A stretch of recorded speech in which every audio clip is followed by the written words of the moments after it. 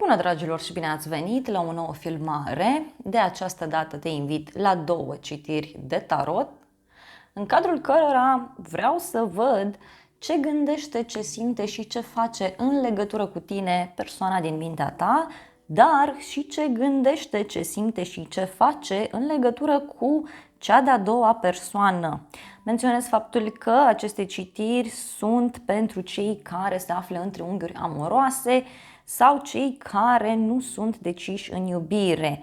Dacă partenerul tău știi că mai are pe cineva sau dacă știi că partenerul tău flirtează cu o altă persoană, acum vedem despre ce este vorba. Da? Și de asemenea vedem și ce face în următoarea perioadă, care este deznodământul. Și avem numărul 1, piatra galbenă, numărul 2, piatra mov. Și acestea fiind spuse, ne vedem la numărul sau la numerele alese de către tine. Bine ați revenit, dragii mei, cei care ați ales piatra galbenă, cei de la numărul 1. Hai să vedem ce gândește, ce simte și ce face în legătură cu tine în acest moment. Ok. Foarte interesant. Această persoană cam minte în legătură cu o femeie, să știi. Și să vedem pentru cealaltă persoană ce gândește, ce simte și ce face.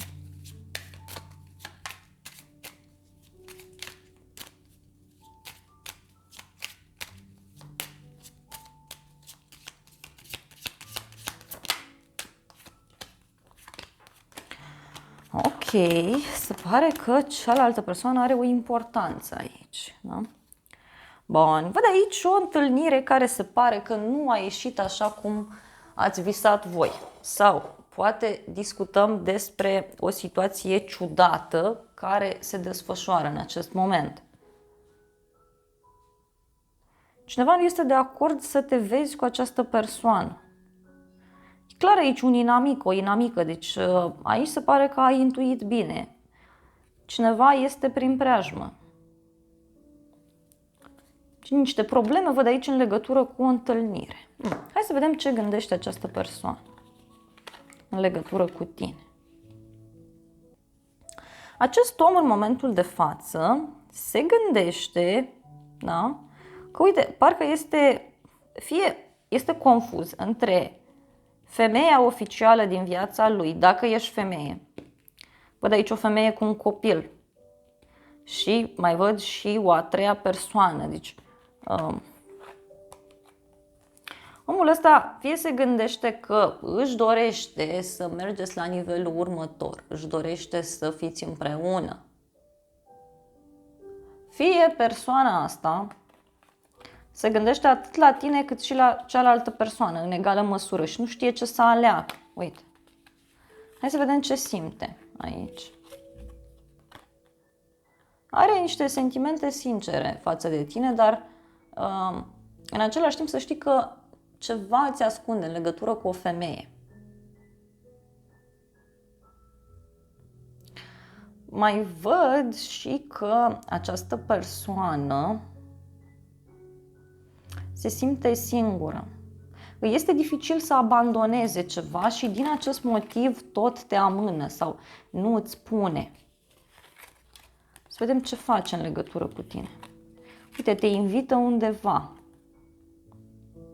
Te invită undeva, încearcă să repare ceea ce a stricat, încearcă să-ți ofere un remediu la suferința ta, încearcă să comunice cu tine și văd o veste pe care ți-o oferă în legătură cu această problemă, spuneam eu, legată de această întâlnire. Deci o întâlnire amânată sau faptul că vă vedeți și nu vă simțiți bine, poate te simți tu abandonat, poate se simte el abandonat. Hai să vedem față de cealaltă persoană ce gândește. Se gândește foarte mult la drumul celelalte persoane. Da? Poate este o relație de la drum, au făcut un drum împreună sau urmează să facă un drum.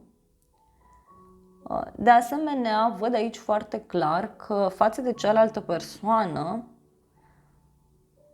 se gândește foarte mult în legătură cu o mutare, da? În legătură cu o schimbare. Să vedem ce simte.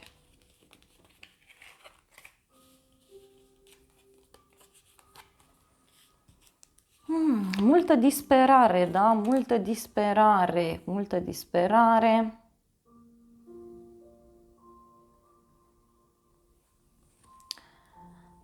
Aici este o situație legată de bani între ei, da? Fie au ceva bani de împărțit, fie persoana respectivă este materialistă, fie acest om la care tu te-ai gândit e mai mult cu mintea la bani.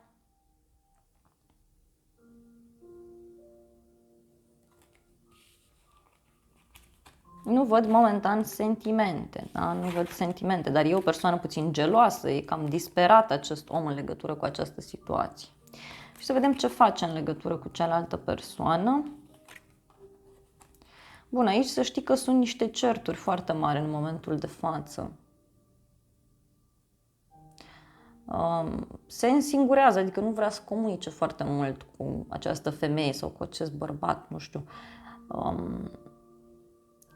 Acum e trist, uite, aici să știi că vor avea, dacă n-au avut deja, un moment frumos legat de o călătorie, legat de o mutare, dar mai văd și o ceartă, ca un fel de scandal, chiar legat de acest triunghi amoros. Da? Chiar legat de acest triunghi amoros. Bun, hai să vedem ce ți-ar spune ție și ce ar spune celelalte persoane în legătură cu tine, da? Ce ți-ar spune ție? Ai ieșit un mesaj și hai să vedem și pentru cealaltă persoană.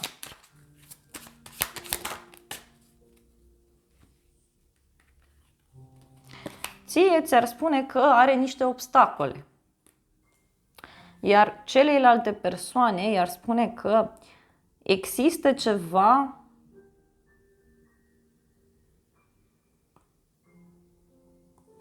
care îl ține departe de ea, da?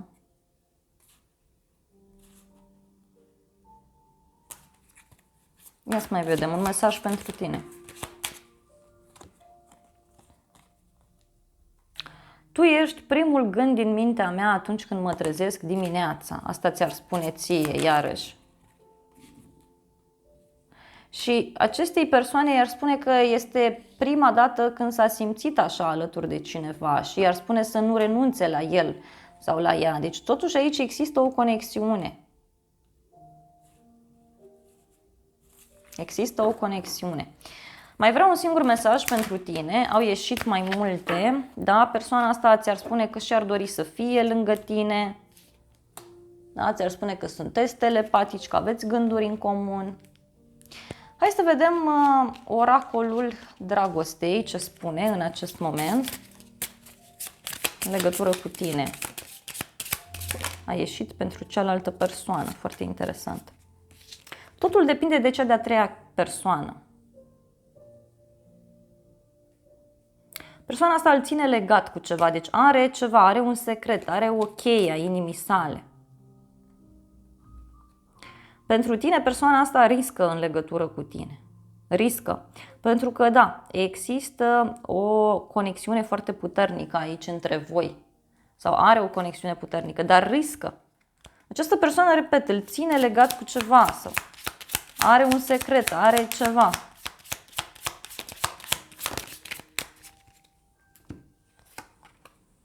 Niște dovezi poate are, niște fotografii. Poate sunt de mult timp împreună, văd aici, sunt niște memorii, sunt ceva.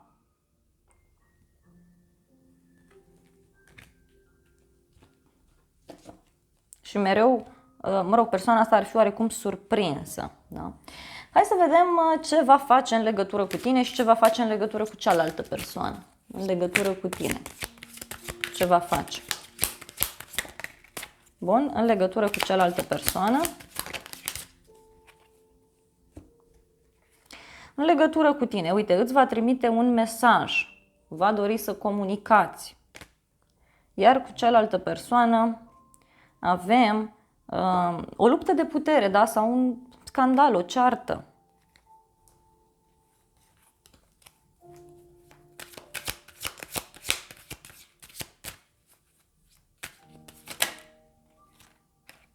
Pentru tine mi-a ieșit bani, prosperitate. Deci se pare că între voi lucrurile vor fi bune, iar aici a ieșit o eliberare. Deci aici poate să însemne și o despărțire care se produce în urma unui adevăr care se află.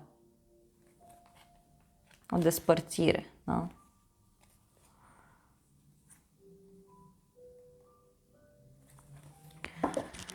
Bun. Hai să vedem finalul în legătură cu tine și finalul în legătură cu această persoană.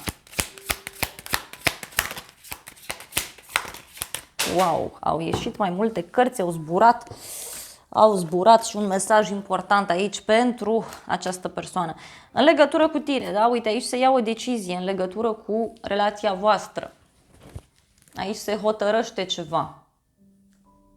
Fie puneți capăt relației, fie mergeți mai departe împreună. Deci aici e clar că ceva se hotărăște. Și să vedem cealaltă persoană. Deci a ieșit și acest mesaj. Un ciclu repetitiv. Deci aici omul ăsta a mai avut probleme de genul. Fie a mai înșelat cândva, fie chiar cu această persoană a mai trecut prin astfel de situații. Și pentru cealaltă persoană văd aici clar un final, o închidere. Între ei doi e clar aici că ceva se închide, într-un mod oficial cu soarele. Într-un mod oficial. Poate chiar au ceva în comun, poate lucrează în comun. Dragii mei, acestea au fost previziunile pentru cei de la numărul 1. Eu vă mulțumesc pentru atenție, vă îmbrățișez cu mare drag, iar dacă ai rezonat cu mesajele, te invit să te abonezi, să apeși clopoțelul, apasă butonul de like, funcții gratuite pentru toți. Îți mulțumesc pentru că distribui aceste videoclipuri, dar și pentru că recomanzi canalul persoanelor dragi ție. Te îmbrățișez cu mare drag și îți doresc să ai parte de o zi sau de o seară cât mai frumoasă. Bine ați revenit, dragii mei, cei de la numărul 2, cei care ați ales piatra mom. Hai să vedem ce gândește, ce simte și ce face în legătură cu tine persoana din mintea ta.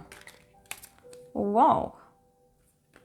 Persoana aceasta se gândește foarte mult la tine, are gânduri pozitive față de tine. Pare îndrăgostit, e foarte încântat în legătură cu tine. Se simte ușurat, consideră că e un nou început. Deci persoana asta consideră că întâlnirea cu tine sau timpul pe care îl petrece alături de tine este un timp de calitate. Se gândește la un nou început în legătură cu tine în acest moment. Însă, din punct de vedere emoțional, această persoană este disperată, pur și simplu. Este în depresie, suferă, ceva nu îi place, ceva nu îi convine. Îi pare rău după ceva anume. Poate se gândește la o aventură trecătoare pentru unii. Hai să vedem ce face în legătură cu tine. S-a întors o carte. Nu? Așa am văzut. Așa am văzut eu aici, că s-a întors o carte și așa este. Wow! În legătură cu tine se pare că persoana asta posibil să te invite undeva. Sau să te ajute în legătură cu un eveniment important. Te ajută să rezolvi o problemă. Sau îți cere un sfat. Și omul ăsta e disperat. Da? Atunci când vine vorba de a vă întâlni, atunci este foarte agitat, nu știe ce să facă.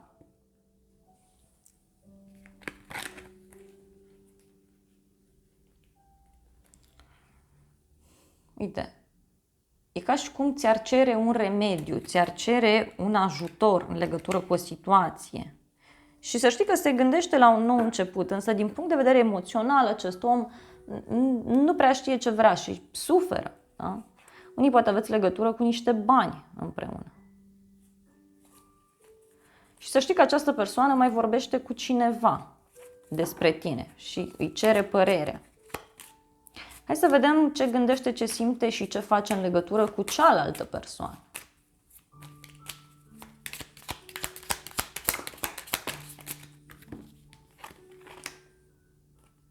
Se pare că aici e vorba doar de o aventură. Da? Se gândește că e doar o aventură, că e doar ceva trecător. Dar văd certuri. Da? E agitat, e gelos poate. Cineva are niște probleme aici de sănătate sau consideră că nu se simte suficient de bine alături de această persoană. Ce simte?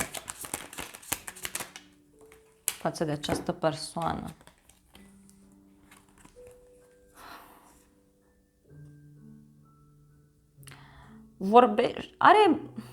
Vorbește foarte mult cu această persoană chestii intime sau chestii legate de sufletul său, de familie, de afaceri, iarăși mai văd aici, pentru unii.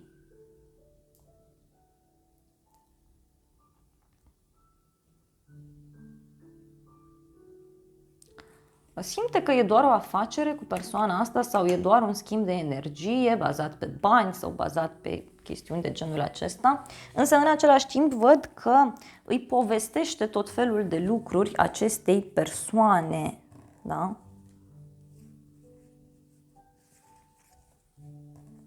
Acestei persoane.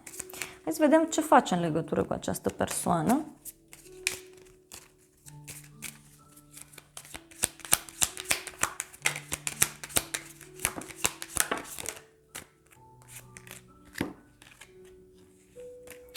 Îi plătește călătoriile sau îi trimite bani de undeva de la drum, îi plătește mașina sau... Dar îi pare rău în același timp. Deci persoana asta suferă aici, deci nu e mulțumit, nu e mulțumită. Poate chiar consideră aici doar o aventură, totul. Doar o aventură. Se gândește să rămână doar prieten, se gândește să se retragă din această situație. Foarte interesant. Hai să vedem ce ți-ar spune ție în acest moment și ce ar spune celelalte persoane. Ce ți-ar spune ție în acest moment? Ai ieșit pentru cealaltă persoană. Ție ce ți-ar spune? Ok? Încă un mesaj. Și pentru cealaltă persoană. Ție ți-ar spune în felul următor, da? Simt că pot să fiu eu însă alături de tine, adică mă simt bine, mă simt autentic, așa cum spuneam, se simte liber, se simte ok, dar e agitat în același timp, da? Spune că e ceva ce ascunde tine, ceva ascunde de tine. Hai să vedem pentru cealaltă persoană.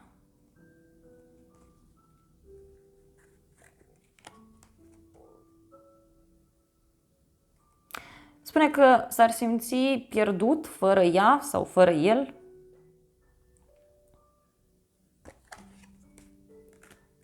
Și că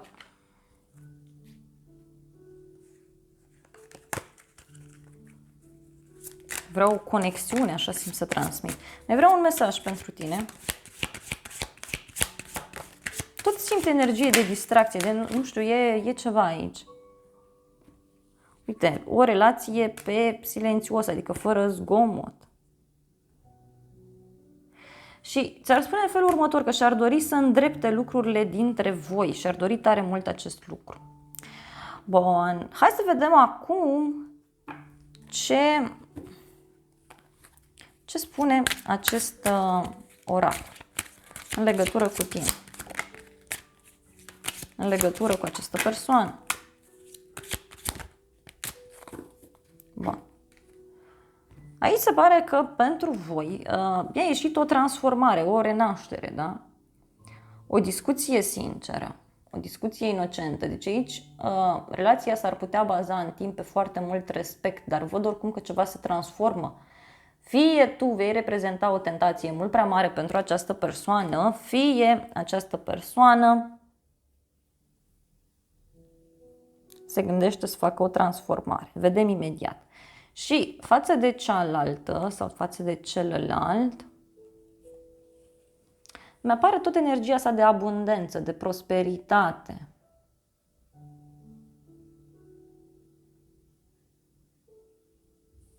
Fertilitate. Deci poate își dorește aici un copil cu această persoană sau își dorește să se simtă bine.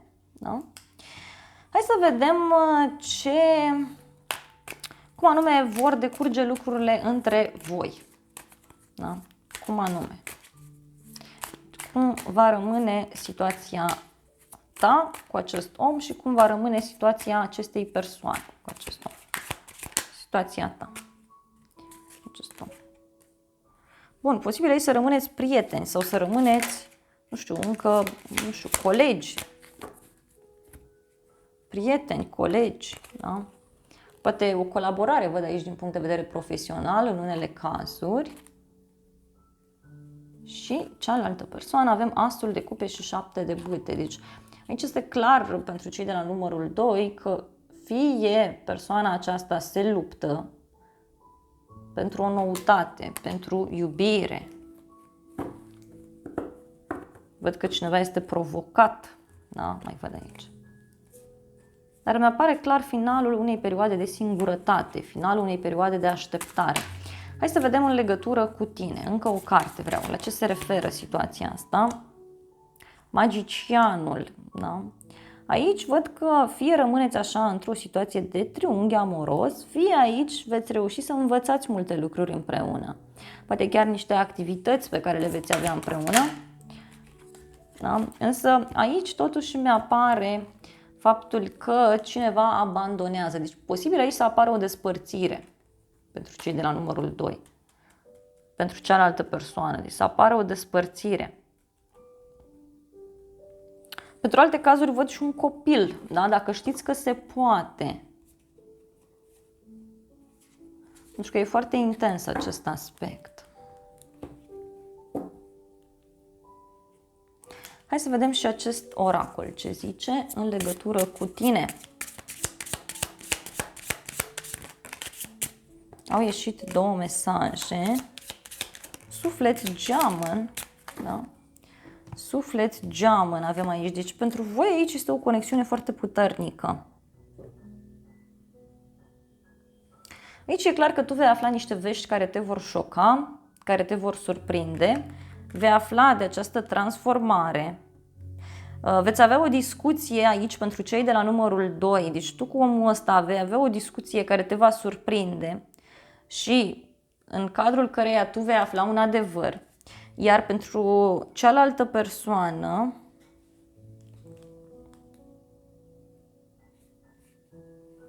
da, văd o inimă frântă. Deci aici, nu știu, se produc niște lucruri. Poate e vorba de o persoană foarte posesivă și atunci de asta mi-apare mie despărțirea.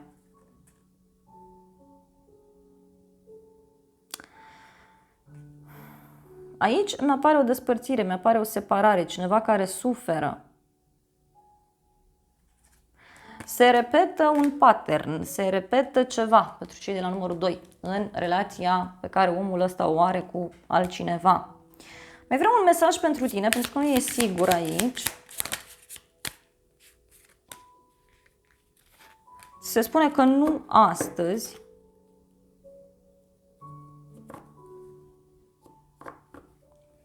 Da, cineva evită să comunice aici. Separare, decepție. Dragilor, aici e ca și cum omul ăsta fie primește dezamăgire din ambele părți, fie până la urmă nu rămâne cu nimeni. Nici cu tine, nici cu cealaltă. Nici cu tine, nici cu celălalt. Da? Dragii mei, acestea au fost previziunile pentru cei de la numărul 2. Eu vă mulțumesc pentru atenție, vă îmbrățișez cu mare drag, iar dacă ai rezonat cu mesajele, te invit să te abonezi, să apeși clopoțelul, apasă butonul de like, funcții gratuite pentru toți. De asemenea, îți mulțumesc pentru că distribui aceste videoclipuri, dar și pentru că recomanzi canalul persoanelor dragi ție. Și acestea fiind spuse, eu îți doresc să ai parte de o zi sau de o seară cât mai frumoasă.